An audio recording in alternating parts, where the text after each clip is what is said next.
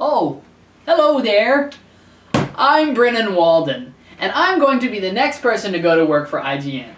It has just recently come across my desk that IGN, along with Edge Shave Gel, are hosting a competition for the chance to win 2 tickets to PAX Prime, where the winner will help document the event and get invaluable tips from members of the IGN journalism staff. I am a gamer, so naturally I intend to win. Without further ado, let's get to this week's challenge. IGN has tasked me with answering a very good question. Which game genre rules all? FPSs, RPGs, or MMOs? It is unclear to me whether we were meant to include all other genres, such as action, adventure, MOBAs, etc. So I have decided to focus on just these 3. As a stern supporter of all things video games, and all of its subsequent genres, pitting one type against the other in a proverbial dogfight has me chomping at the bit. We gamers forge our virtual identity by referring to the catalog of games we have played from our first introduction to them to the latest releases. This inherently has a tangible effect on our opinion of which game genre rules all. Reminiscing on the countless numbers of RPGs that I've enjoyed is always a nostalgic and happy feeling. The overwhelming number of them that I have played is its own testimony to which genre has to be my favorite. But which genre rules all? Being my favorite doesn't automatically qualify it as the best. The overwhelming statistics for the support for games such as World of Warcraft are downright ridiculous. And everyone knows that Call of Duty has broken every sales record known to gaming. Not to mention the emergence of Halo when it blew the first-person shooter scene wide open back in 2001. It's hard to argue with the success of these popular franchises. But I'm a gamer, and competition is what I eat for lunch. RPGs are the Mac Daddy of all game genres, and here's why. Human beings are emotive creatures.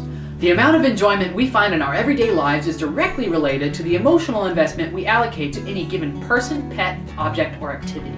Opinions aside, we as a species crave emotional connection with the world we inhabit.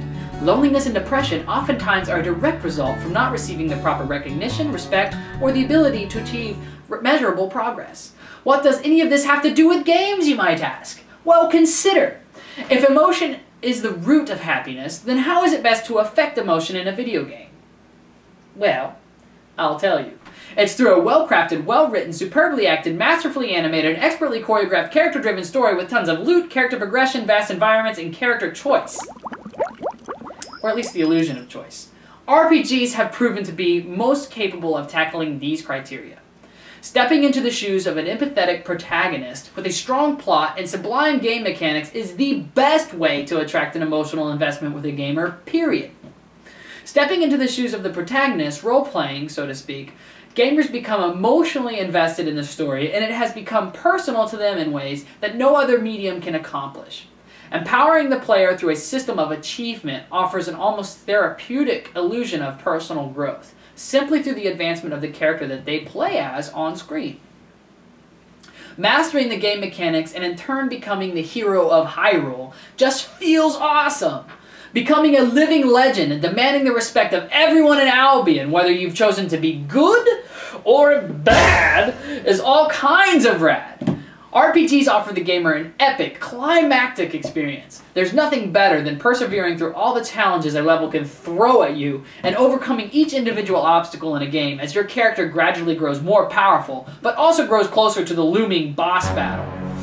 You plod dutifully on to the bitter end, not knowing whether you develop the right combination of skills, items, and attributes for your hero. But you know it. You must face your destiny and deliver that sweet, sweet death blow to the biggest, baddest dude the game creators could conjure up.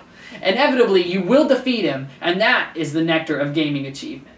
All gamers know this story, for this is the epitome of the gamer's journey. I know there are still some first-person shooter and MMO fans out there who still aren't convinced, so think about this.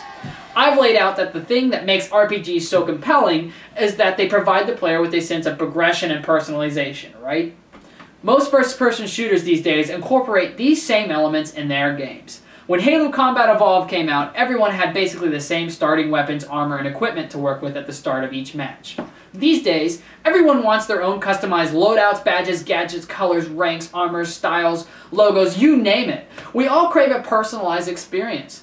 But these concepts are all borrowed from the RPG genre. Master Chief has remained one of the most iconic characters in video games, but it isn't only because he mows down the Covenant with machine guns like a Terminex guy killing termites with one of those pesticide dispenser wand thingies. No, it's because of the sense of empowerment and character-driven story arcs that accompany the action. This is RPG territory, people. Other genres borrow these concepts for good reason. Borderlands is a loot Goliath with likable characters that level as they team up and shoot everything that moves. BioShock, one of my all-time favorite games, utilizes everything from great story, character progression, upgrades, customization, and loot all rolled into one powerhouse game. World of Warcraft is nothing but an RPG with millions of people playing it all at the same time with a vague attempt at story. Don't get me wrong, it delivers in spades on the progression, personalization, and the social recognition element, which is what makes it so incredibly addictive. But it falls woefully short on the side of a singular, memorable character. At the end of the day, no one will remember the time X Demigod X defeated Chaos Master 22 in epic PvP.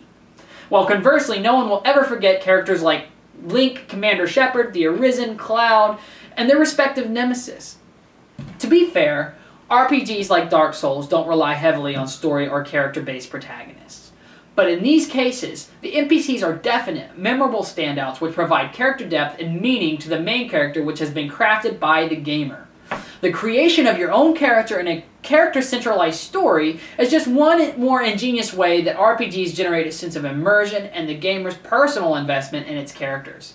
This is done through specific dialogue and specific level design, perfected for an individual experience concentrated around a single protagonist, you, the gamer. A great RPG can nail just 2 or 3 of these aspects that constitute the genre, and it can still be a memorable and impacting experience for years to come. Done not quite so simply by forging the intangible emotional connection that RPGs are so well known for. There have been many occasions when I've gone back to revisit the worlds of my favorite RPGs to relive their narratives, their characters, their awe-inspiring environments, or their addictive and unique game mechanics just one more time despite the outdated graphical performance. I could probably count on one hand the amount of first-person shooters I've done this with. I don't think I've ever gone back and played Modern Warfare 4 multiplayer again once the newer iterations had been released. Let's be honest. These days, first-person shooters are pretty much all about the online competitive modes. And basically, all FPS video game mechanics employ the same point-and-shoot, try-and-shoot mechanic.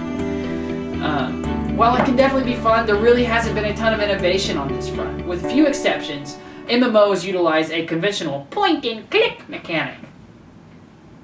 There really isn't much else to say about it. Each RPG has its own signature style and makes its own mark. Their individuality contributes to their longevity, and is the reason the best of them become classics. This sentiment is further echoed by the developers paying homage to great games by remastering them and updating their graphics. I think it's noteworthy to mention that many of these remasters are RPGs in particular, such as Fable Anniversary Edition, Shadow of the Colossus, Ico, and Final Fantasy X, just to name a few. There have been many action game remasters, very rarely a first-person shooter remaster, and never to my knowledge an MMO remaster.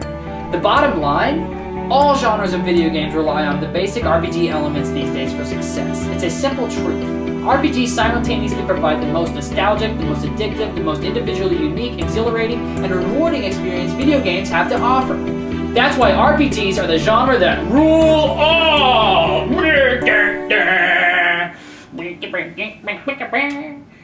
Disagree with me? I'm sure some of you are dying to tell me I'm wrong. So, go ahead. Leave a comment.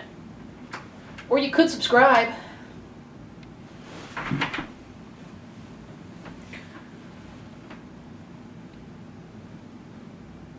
I don't wear pink socks. They're not even mine!